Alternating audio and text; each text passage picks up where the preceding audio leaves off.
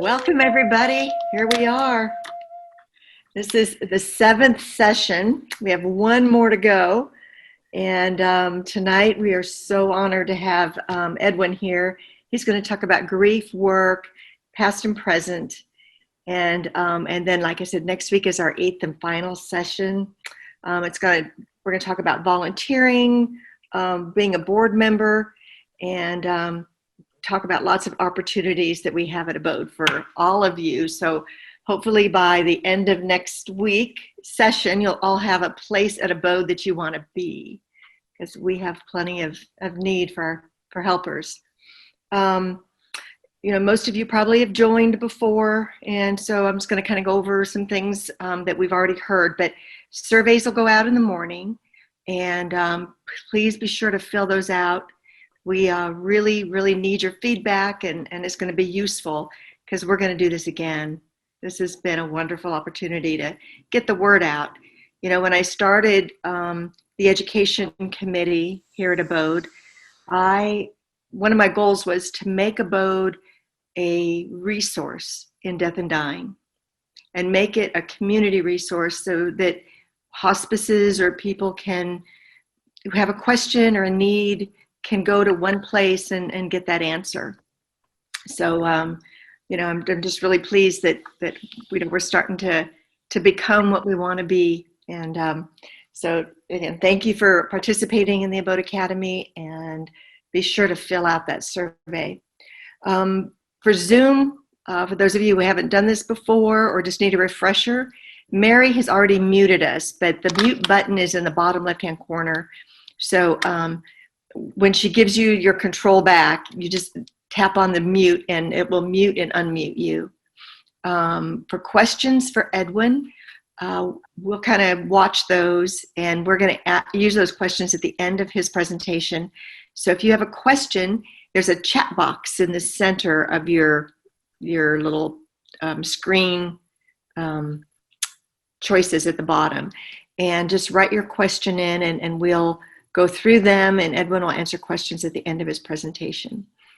I think that's it. I got some wonderful news tonight before we got started, and it kind of relates to what we're doing here. But ABODE is going to partner with Christus Hospice, and we're going to offer Life After Loss. And it's going to be an hour-and-a-half weekly session led by Father Derek, and he's one of our chaplains at Christus. It's going to start Thursday, the 15th of October, through Thursday, the 19th of November. And right now, we're going to open it to 6 people, just so there can be a lot of dialogue. And, sometimes people get a little shy sharing. So we thought we'd start with a smaller group, and so that people have an opportunity to share and get that feel of a group that they can get to know, because Zoom can be a little overwhelming and intimidating. So the RSVP for that will come out on surveys tomorrow. So if you're interested and want to participate, just RSVP on your survey tomorrow, and we'll get you in. Okay. So I will introduce Edwin. Edwin Sasek is our founder. He is the co-creator and past president of ABODE. He was formerly a chaplain at Vitas Hospice. He studied at the Elizabeth Kubler-Ross Hospice Institute. And I kept thinking, what can I say about Edwin? And then I read some lovely words that his beautiful wife, Patsy, wrote. And she said, Edwin has 27 years of wisdom and knowledge in caring for those who are grieving at the end of life or at any time in their life. He has a gift in walking others gently on this journey. Isn't that beautiful? So I'm going to turn it over to Edwin. He's going to lead us in our contemplative moment, and then he'll start. So welcome, Edwin. Thank you. Thank you. It's good to be with you and see you all. And so as you know, ABODE begins most of its gatherings with a moment, a contemplative moment, a moment of silence, or something that leads us just into being present in this moment. And so So I'd like to offer that for you this evening by reading a poem. And then I'd like to offer tonight a little bit more time to be in that contemplative moment. Because that experience, as short as it is, only 2 minutes, can really be vast in some ways too. So I want to encourage you to just be comfortable sitting wherever you're sitting, with your feet on the floor and noticing the weight of your body and the chair that you're sitting in, noticing how gravity holds you, and just go ahead and rest for just a moment as I read this poem. And after the poem's finished being read, I'll ring a bell, which is always a good marker to begin a moment of silence. And then we'll have 2 minutes just to sit and breathe and watch your breath. Don't worry so much about what you're thinking. And in fact, if you're able to, just kind of watch your breath, breathing in and breathing out, breathing in and breathing out. And if you should notice yourself getting distracted by things to do and places to go and other things that come to mind, we'll just return to your breath. And we'll just do this for a couple of minutes. At the end of those 2 minutes, we'll hear a bell ring, and then we'll go ahead and begin. This is a poem by Juan Ramon Jimenez. It's translated by Robert Bly, and it's called I Am Not I. I am not I. I am this one, walking beside me, whom I do not see, whom at times I manage to visit, and whom at other times I forget, who remains calm and silent while I talk, and forgives gently when I hate, who walks where I am not, who will remain standing when I die.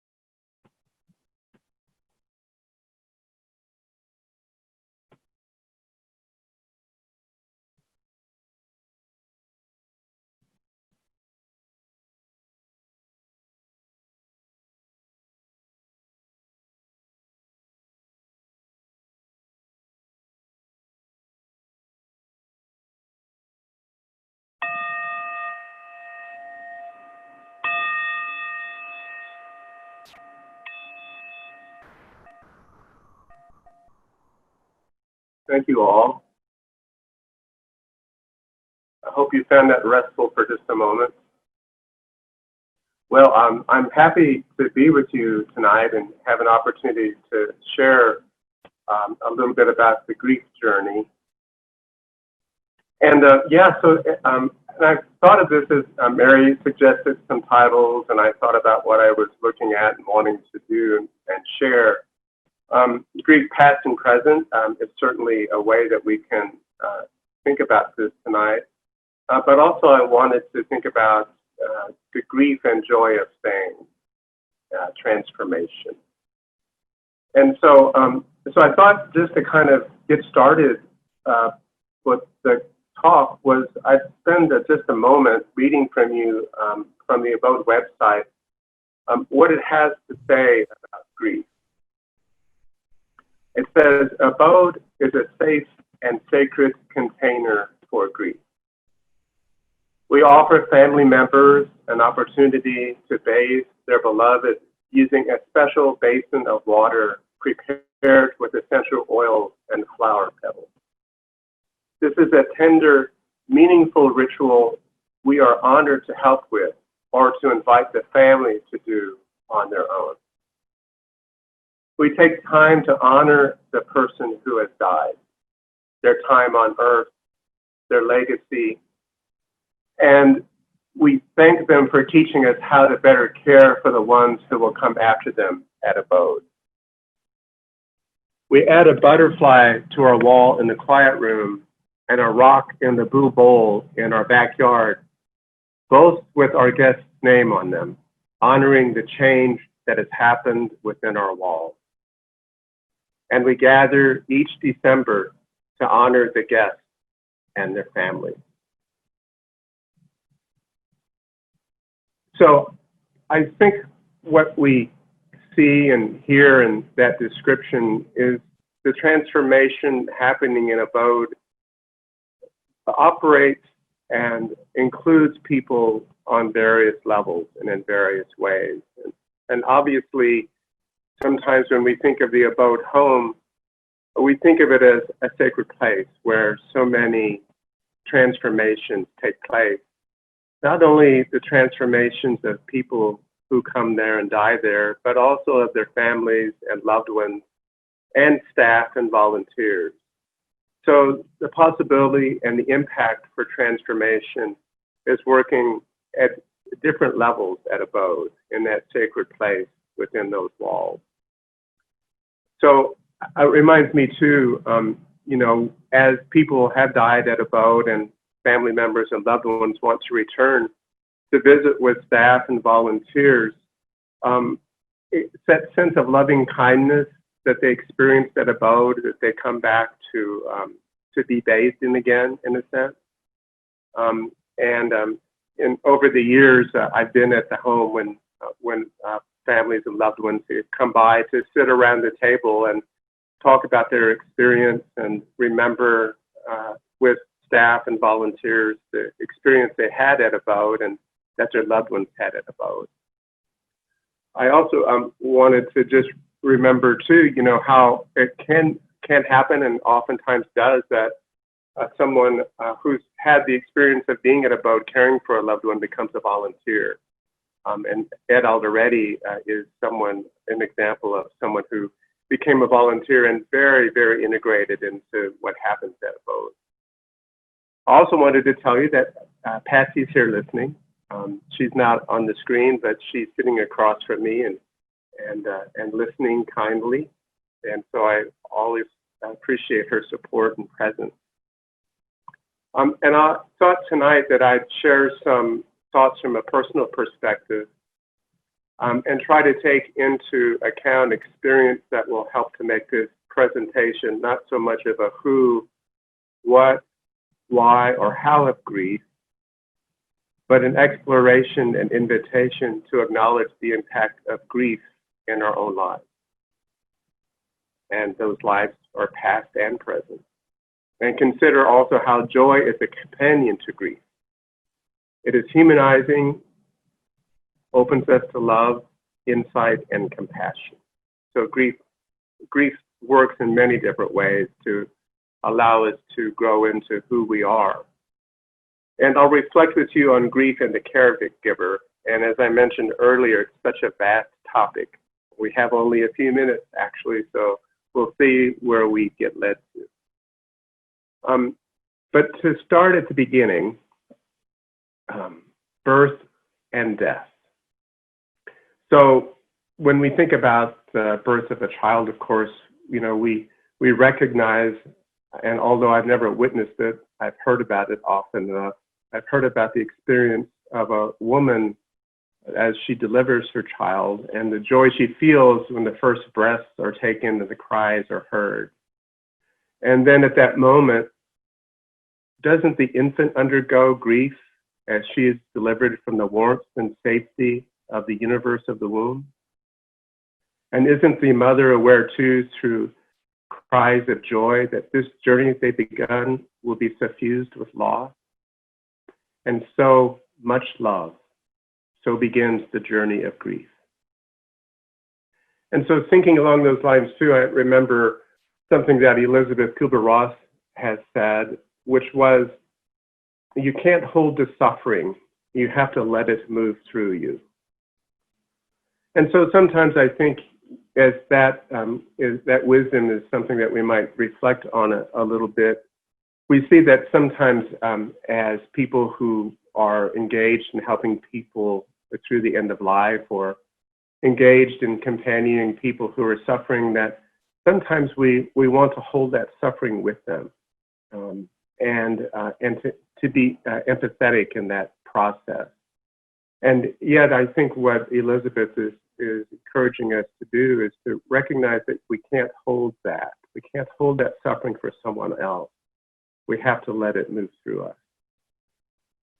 And we think about the current environment that we're all living in too, and we're living in a time when everyone is in the process of grief right now, in a real felt and frightening way for so many. We think about the pandemic and other things that we'll mention just briefly, and then we think about the many deaths and within them the possibility of transformation before us. Richard Rohr, the founder of the Center for Action and Contemplation, writes about order, disorder, and reorder as a way to understand the complexity we live in the 20th century, but also a complexity that has formed human life and society as evolution continues. But in these circumstances, with so much change, I sometimes feel like it's been a punch to the gut, and I sometimes feel like I can't catch my breath. The pandemic's upset most everyone's life in every place in the world, and if it hasn't, it seems apparent that it soon will. So much lost of what we referred to as normal life, this everyday grief that people are experiencing. And sometimes when we think about what was lost, we look back and sometimes never knew what we had and things that we so much took for granted. And in this country, isn't lowly toilet paper the most sublime representation of that? Other realities confront us: the environmental catastrophe, destructive forces, the impact of racism and genocide for centuries, the wealth gap. In the US, as well as other countries, we see that there are social forces at work that are in some cases violent. I first became aware of fear and powerlessness as a grade school child, understanding the possibility of destruction after Hiroshima and Nagasaki 75 years ago. So I received the degree in hospice and grief counseling at the Hospice Institute, as Bev mentioned. It's a 2-year program, and it was integrated to do one's own work in grief, as well as to receive the foundations of tools and training to work in a hospice organization. We studied everything from grant writing to personal care to grief work to the history of hospice. We studied Who Dies? A Conscious Investigation of Dying by Stephen Levine, and were taught by people from local spiritual communities, the Pueblo people, the Hopis, Muslim, Catholic, and Buddhist people. So to get to some questions, how can we not only heal grief, how can it propel deeper knowing and change? How can we learn to live with it on a personal level? How can we respond to it and allow it to become an impetus to deeper love and compassion? How do we realize that grief isn't overcome, but becomes a reality that we learn to live with and welcome into our lives? Today was my father's birthday. He would have turned 96 today. He died a year ago in my hometown in Illinois. And today I made an altar for him. I lit candles. I wrote and spoke with him. And, you know, I'm reminded of this reality that I've had in my life and that I'm always surprised at because I experience it so readily. And on a personal level, thinking about that now, when my mother and father died about 3 years apart, after their deaths, I got to know them in a whole other way. And some of that came through the descriptions of people that knew them. You know, parents and children don't always relate on a similar level, of course. Parents have their own friends, and I think it's true that we just get a glimpse of who they are and how they interact with the people of their own in their own friendships, and so there's that way of getting to know our loved ones, the people that we've had a chance to know and to love, and then and other ways that I think we get to know people that we know and love comes across in my mind in this way. For example, when I was writing in my journal today and speaking to my dad, I realized, you know, that I'm still working things out with him. You know, it's that sense of interaction and presence that I think is something that we have the opportunity to experience, and in that way too, you know, in a sense that we can understand through some of the spiritual traditions, like in the Catholic tradition, there's the community of saints. We realize that we're surrounded by people in various dimensions. And that they support us and help us to live our lives. So I was really happy to be able to have that coincidence, in a sense of being able to spend time with my dad today in that way, and then also being able to spend some time this evening talking about grief. But I wanted to spend some time for a few minutes too, though, talking about grief of caregivers, and you know, the people who care for their loved ones in a setting like ABODE, the end-of-life navigators, and Adriana, the volunteers, and Mary, are all, of course, rubbing up against grief all of the time. Hospice nurses and social workers and chaplains and nurses' aides. People in long-term care facilities are really in that very close proximity to death. And my experience, I remember as a hospice chaplain over the years, I would notice that at some point I kind of compared myself to what happens to an eraser head. You know how you rub it against paper and it sort of crumbles away bit by bit by bit by bit. And in some of my experiences in hospice work and caring for people who were dying and being with them, I would notice that was oftentimes the case, that I felt somewhat diminished. And I realized too, fortunately because of the training I had at the Kubler-Ross Hospice Institute, that one of the things that they offered in terms of preparation for working with people who are dying was to spend some time and some reflection, some conversation, and some exploration of what it's like and what would be needed to take care of oneself when we're working with people who are dying. And so that became a real important part of what I would recognize when those moments would come, when I would notice that I didn't have quite the stamina or the energy or the ability to be present to people that I had previously. So I would be able to reflect on that, and as might be needed, take some time away, take some time away from the environment. Because of the experience I had been given early on in training too, the process meditation is a very helpful one for me. I'm also an artist and a gardener, and so those things that that help us to detach with love to some degree from the work that we're doing can be really important things to give to ourselves. And one of the things that we thought of about ABODE too, when we were coming up with what we would describe it as and what we would call it, was the word ABODE. And in the Buddhist tradition, there's something called the four abodes, which we use in reference to ABODE at times. We really wanted to open up the spiritual traditions and what they had taught people over the ages to how people can care for each other, how we can understand compassion, how we can be given some of the spiritual grounding that helps us to do this work. And so from the Buddhist tradition comes the four abodes.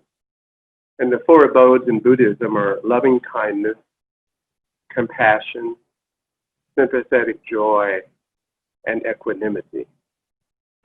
And those particular aspects of awareness really can help us to stay present. They can help us to be always undergoing the opportunity to extend loving kindness, to reach into the place of compassion and care for others to help to relieve suffering, to be grateful with sympathetic joy when we hear about the events that are so wonderful in another person's life, for example, and to find equanimity, a sense of being balanced and present in the middle of consternation, one might say. How do we do that when things are very tumultuous? So in those practices, we can find some guidance in order to do that.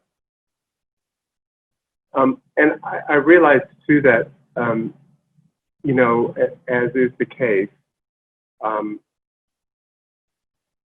we can also be helping people whose stories are really very distressful to even to hear. We can hear also stories from people inside of a system where there's been harm done, where, for example, forgiveness isn't forthcoming. And so we realize that in those senses, we can say certainly that dying can be messy. And realize too that in this process of letting go and saying goodbye, that sometimes things are left unfinished.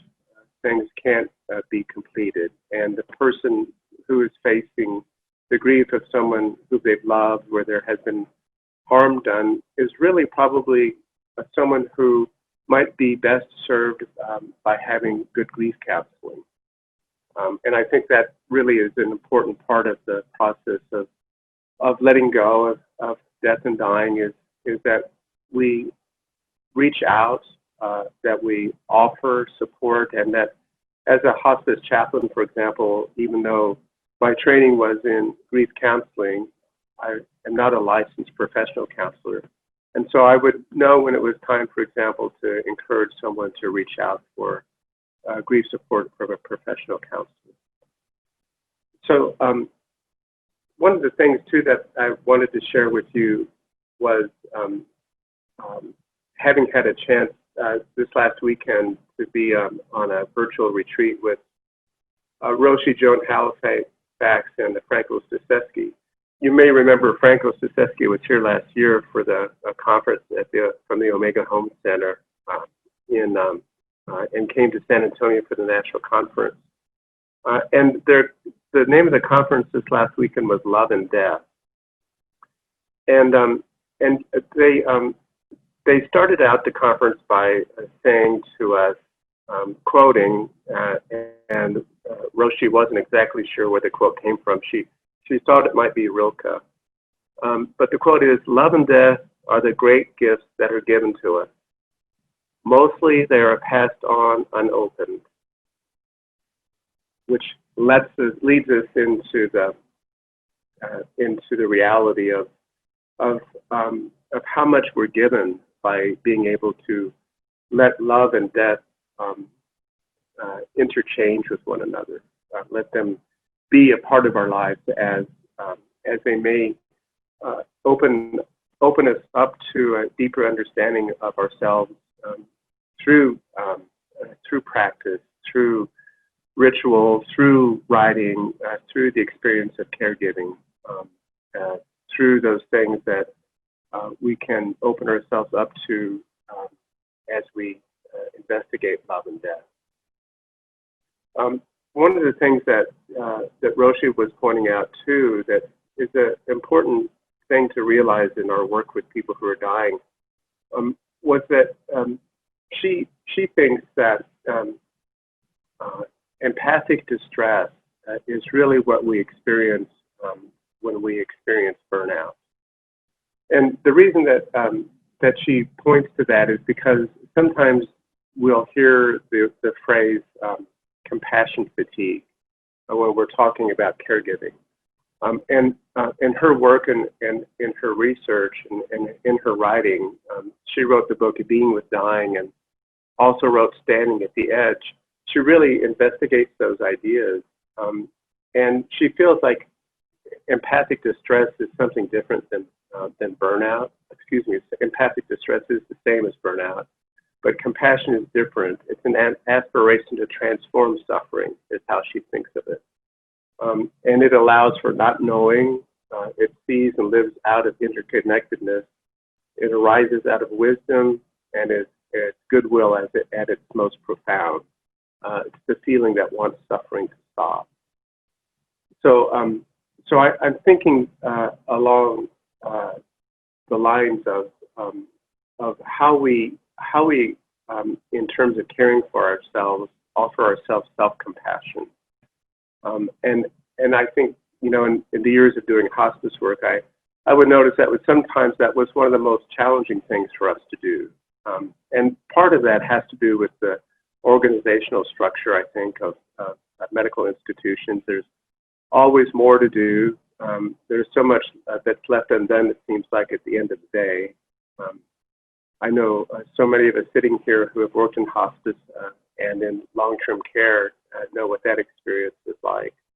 And how at the end of the day, that sense of not having finished things and feeling like we could have done more sometimes will impact us so that our care for ourselves is not as compassionate as it could be.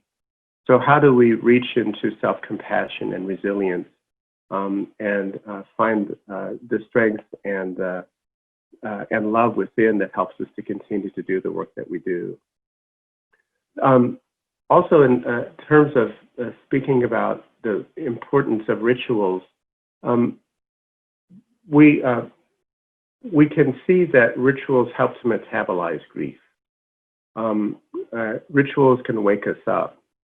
And at ABODE, as I read at the very beginning of the evening, one of the most beautiful things that happens at ABODE, for example, is the bathing that takes place, the bathing of the body.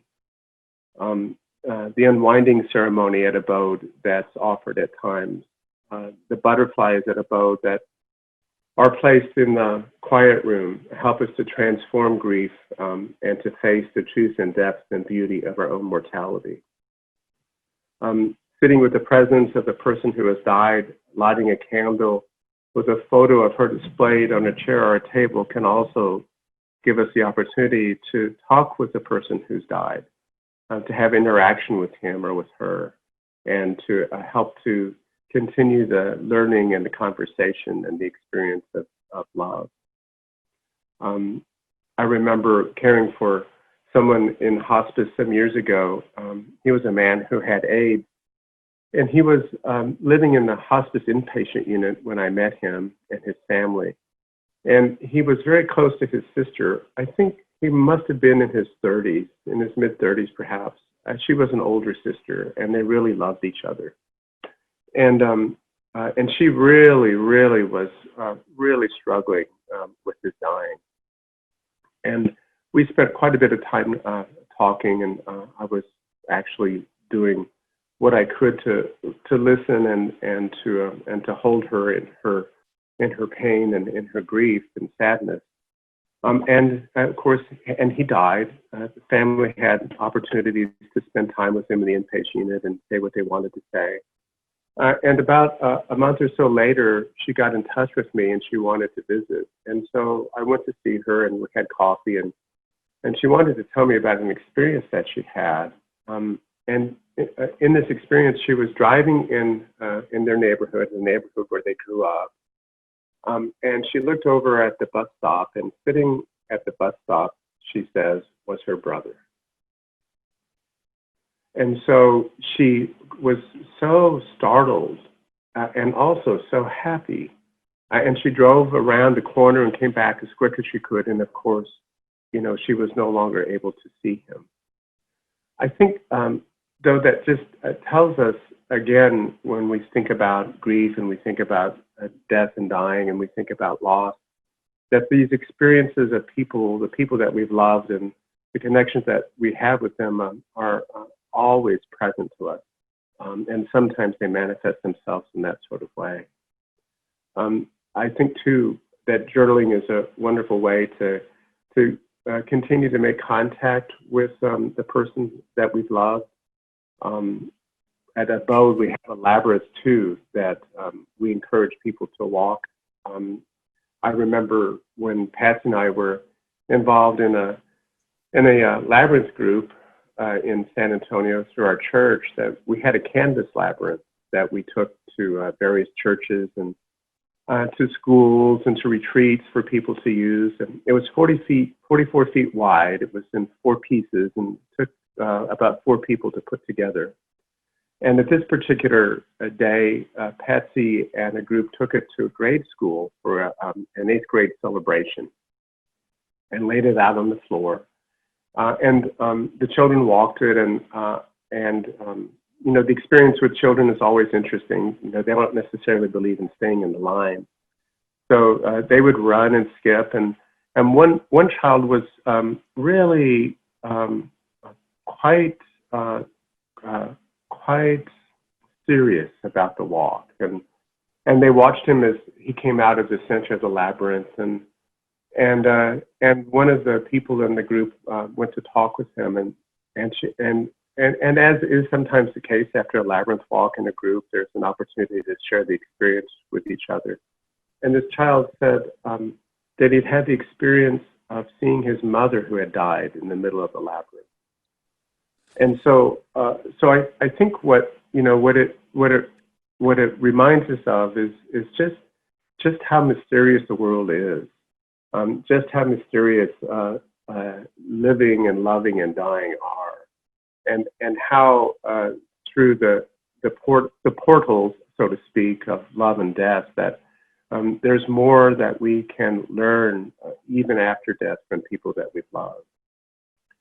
So I've oftentimes thought too, in the work with people who are grieving, that grief really it's something that happens in us, and it's something that has its way with us, and it's something that's really transformative.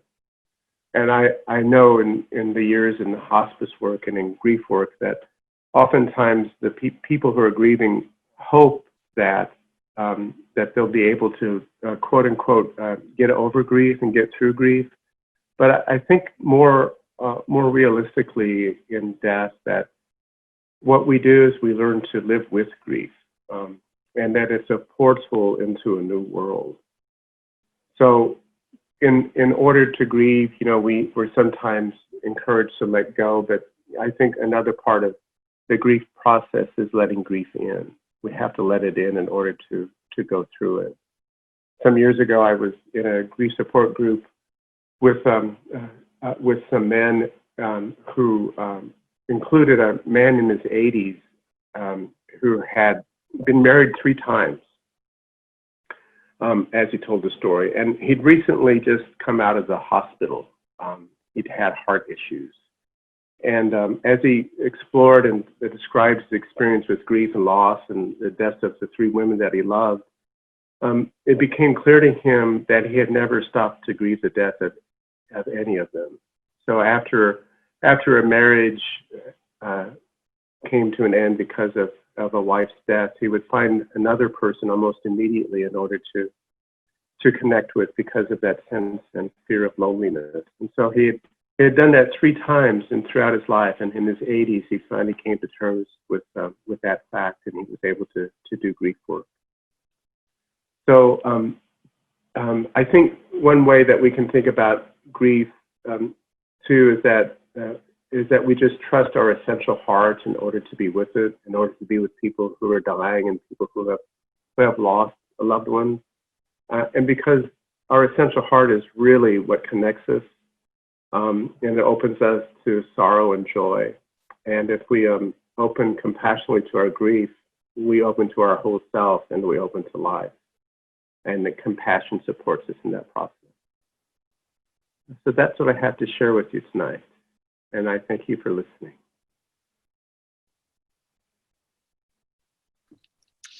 Edwin, that was beautiful. Thank you. Thank you. We have a few things that we're going to share. Before we do that, I just have a couple things. One of the things that I think would help me, and I think some of the other volunteers and navigators at ABODE, is how to help our patients and their families start their grief work before death happens. What are some of the things we can do with them? Well, in ways of talking about grief, that's oftentimes referred to as anticipatory grief, and ways that we can help people experience that is, first of all, is just to listen. When we're experiencing people who are going through that process of anticipatory grief, when we're there with them, I think what we realize is that we have to really not know exactly how to help. In fact, when we're meeting someone for the very first time in the process of dying and death, I remember social workers that I worked with used to say that we're walking into a very small window of a person's life with this vast experience of relationships and interactions behind them. And as hospice workers, we have a small window within which to look. But I think what helps in the hospice world, in helping people who are going through death and people who are anticipating the death of someone that they love, that it really is about being with people in fear. It's about being with people and not knowing how they will survive, how they will live after the death of someone that they've loved so long. Or in some cases, how someone who's anticipating the death of someone that they love has really been harmed in that relationship, and wonder how they'll ever be able to grieve the death of someone they're so angry at. Of course, grief also is anticipated by someone who deeply loves another person, and that sense of not knowing what their life will be like without that person is very real. So in hospice, we can approach it in a lot of different ways. At the home, at ABODE, and John and the end-of-life navigators are doing that constantly. They're with people on a daily basis, there for them to help to explore that realm, and to be with them and love them through that. And then in the hospice world too, the wonderful thing about what hospice provides is that it provides a year of grief support too, and so that's an ongoing aspect of how grief can be experienced too. Okay. I love what you said about rituals and how they help us move through grief. And I was going to talk about that because I think that's really important. And it's mentioned time and time again for care for the caregiver, whether it's a hospice worker or an abode worker or someone who has lost a loved one. And you talked about how the rituals help us metabolize that grief. Can you just kind of go off on that a little bit more? Yeah, sure. So let's just use a simple example that might help us to kind of sense it. Suppose that in the experience of sharing grief with someone, that we decide that we'll light a candle, and in that experience of sharing that striking of a candle, the person might be invited to remember something really specific about the person who's died. And it might be a question that might come up from a person who's inviting the conversation. A question like, what was your first experience of being out for a trip together? And as that person begins to describe that experience, the candle is lit, the flame is lit, there's something that happens in the telling of the story that metabolizes it, that transforms it into something that can help to relive an experience with a lot of joy, can help to relive the experience with tears. And so that physical experience itself has a lot of impact, even in a neurological sense too, in how tears, as we know, help to, for example, benefit the hormones in the brain, and how smiling and laughter can help us to also do the same thing. So that's kind of a simple example of how it's actually metabolized in that physical and emotional sense. Does that help? Mm-hmm. Yeah. Thank you. Yeah, you're welcome. I'm going to go over some comments. There's been a common thread here, but I'll start at the top. Let's see. Kim wrote, one of the emotions that we witnessed with my father-in-law was frustration.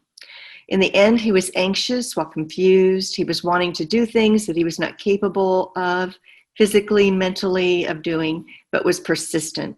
We did not understand that this was part of the dying process at the time.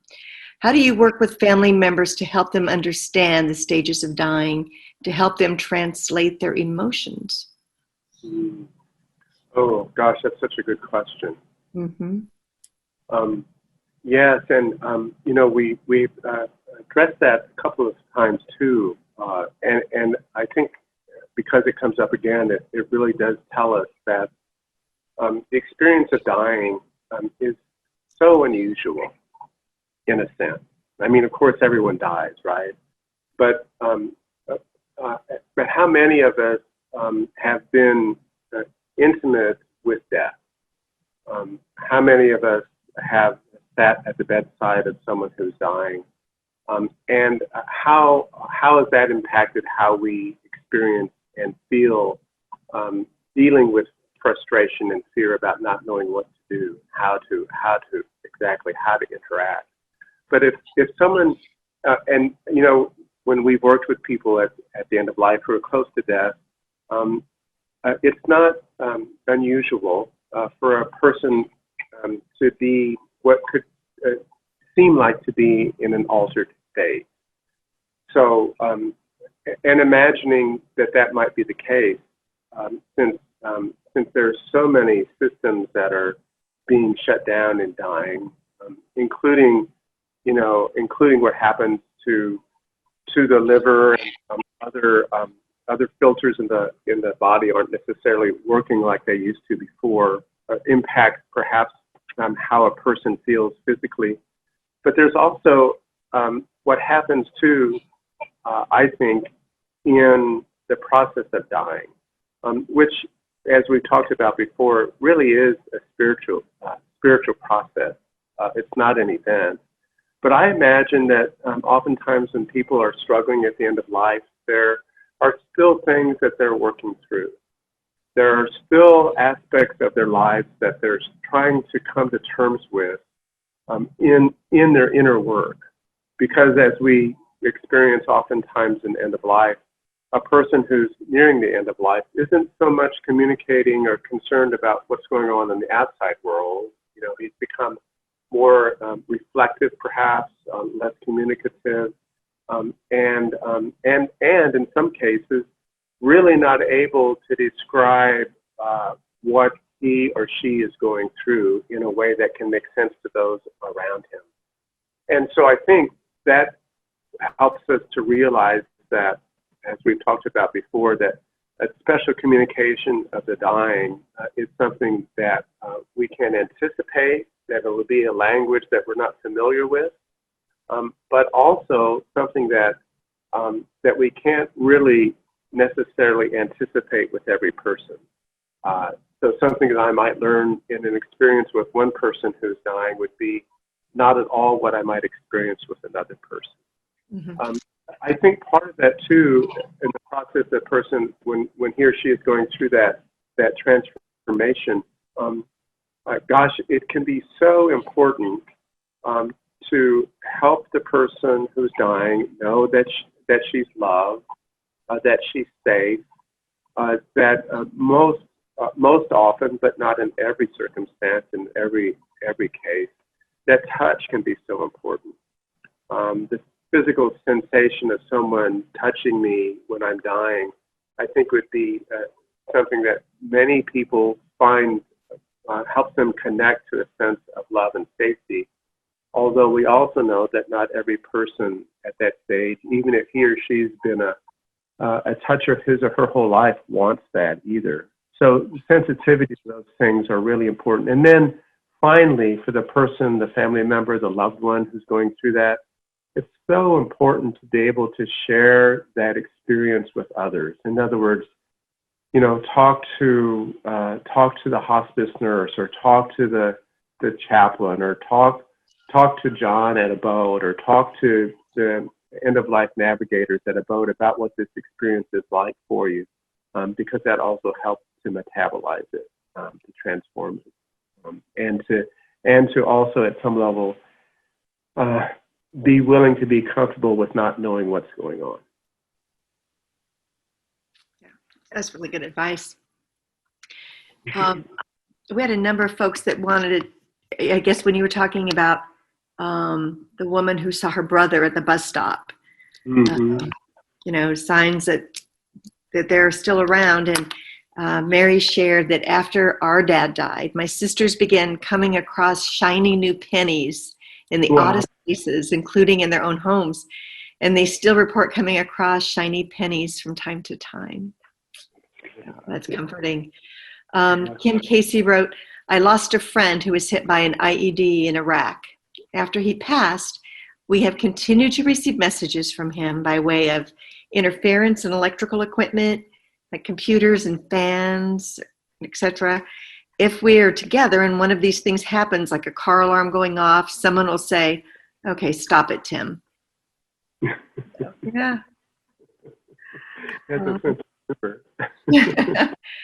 And then Mary writes, and now that our mom has died, it seems like my siblings and I have kept so busy, intentionally so, and I don't know that any of us have taken the time to focus on and properly grieve on our loss.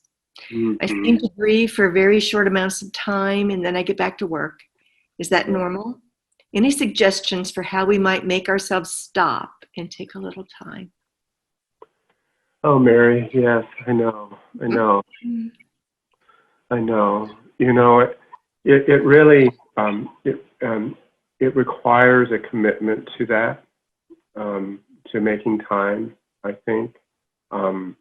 In the culture that we live in, you know, where we're typically the most that a working person is given by the organization they work for is 3 days for bereavement time off. It really means that that in the culture grief is discounted. It's not given the honor in some ways that it should be. And, I really encourage a couple of different things. One would be to find someone, to commit some time to finding someone who will sit and be with you and listen to you tell the story of your grief. It might also be a really good idea to join a support group. But I think maybe also giving yourself, the compassion that we're talking about, that sense of being kind to yourself is so important. It's just important to know that that grief is there, that grief eventually will invite you into its teaching, and that you will be able to go to it and learn from it too, and find that in that time that you grieve, that you'll find that that you are doing the work that you need to do. Yeah. When I remember, just as I don't know, an important reflection maybe, when I finished the Kubler-Ross Hospice Institute and started working in hospice, I was of the opinion that everyone in the world needed to attend a grief support group. And so, after years of working in hospice, I began to realize that really wasn't the case. However, I do think that everyone grieves differently. Men, for example, are known for the most part to, and not in every case, but for the most part to get busy, to keep occupied, to find a project to focus on. And to work through their loss in that sense. And I think, we just have to give ourselves permission to grieve as we're called to it, but certainly awareness of the need to grieve is an important part of making that step into it. And lots of times people just need a little support. Other times people will grieve for many years and very actively. One woman I was invited to help in a grief support group years ago was came to a grief support group 19 years after her husband died. So it was 19 years before she decided to come to terms with that, to come to face it. So and it was profound. It made a difference in her life. It's never too late. Be that long married. Yeah. I'm going to share just a really quick story. We're running out of time, but I have only done hospice now for about 4 years. And, we did our training and we go out in the field and, the nursing part of it's very easy, but there's a lot that goes with it. And so I was probably about 1.5 years into my hospice career. And I got up in the middle of the night and went and pronounced a patient that I'd had a very short time, maybe 2 weeks. But he was somebody that was my age. He was somebody who had a family very similar to mine. And, we expected him, to eventually pass, but he died very quickly. His parents came, they didn't even know he was sick. And he passed the night they flew in to see him. So I went and pronounced and helped them, tidy up after he'd passed and got the funeral home there and got him out into the vehicle and said my goodbyes. And as I drove home, the sun was coming up and I pulled into my garage. And I just got this overwhelming, and I sobbed like a baby, just ugly cry. And I cried, and I cried. And I was so surprised. And I called our bereavement guy at the time, and I'm like, Philip, what has happened to me? And I was waiting for this to happen. And, but yeah, he said, you carry the grief there's a point you've got to get rid of it, and you've got to move through it. And so since then, I've some of the rituals that I do really helped. I have to say goodbye. So, I send cards to my patients' families on the anniversary of their death, Christmas cards for that first Christmas that they're going to miss. I always try and do a post-death visit just to say goodbye. You lose your friends. So true. So true. Yeah. Yeah. Gosh. Yeah. And the encouragement to do that is so important. Thank you for sharing that. I remember some years ago when I was doing a research paper about grief in hospitals and how nurses handle grief in hospitals. What I found out was that there's really no support for that process in the hospital setting, and thank goodness that hospice gives nurses and understands to some degree the impact that all this death has in our lives. Yeah. All right. So I think it's 7:35. We got to wrap this up. I think Mary's got a few things to say to all of us tonight. Thank you, Edwin, so much, and thank you everybody for signing on and being with us tonight. Yes, that was fantastic. I've just loved all this. We really appreciate you all being here. Bev already mentioned the Life After Loss Grieving Group, which is going to start October 15th, and I've already signed up for it. So please, tomorrow when you get the surveys, if you're interested in joining us for that, it would just be great to have you. And the Big Give is back in San Antonio. It's the annual online day of giving. This year it's happening twice. It happened in the spring, and now it's happening in September 10th. So I'm going to just show you this little photo again. You'll start to see social media from us. It looks like this. I've decided to call it Why Big Give a Little More, since it's the second time around. So if you're at all interested in participating in the Big Give, we would certainly appreciate your donations. And I'll put a link to our donation page in tomorrow's survey. And plus, you'll see it in all of our emails. In fact, you got an email from us today. So any help you can give us would be great. And that's about it. Okay. Well, thank you. And next Thursday, we have one more ABODE Academy. It will be Adriana and me talking about volunteer opportunities and board service, as Beverly said early on. So we'd love to have you for that last session of this first round. So come find your place at ABODE. If you aren't volunteering now, we'll find something for you to do. Absolutely. Yeah. All right. Bye, everyone. Good night, everybody. Thank you, Edwin. Good night, Edwin. Bye-bye. Good night.